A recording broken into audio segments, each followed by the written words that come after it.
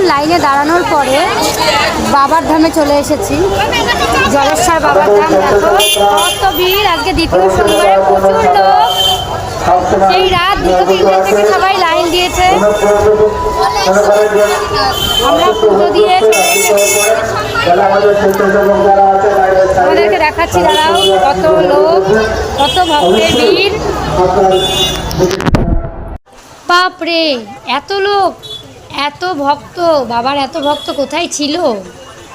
রাত 2টো থেকে নাকি লাইন দিচ্ছে, তাহলে বলো এত ভক্তর ভিড় সত্যি।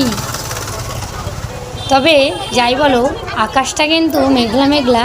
এই ঠান্ডা আবহাওয়াতে সবার কষ্ট একটু হলেও কমবে। ওই দেখো বাবার মন্দির,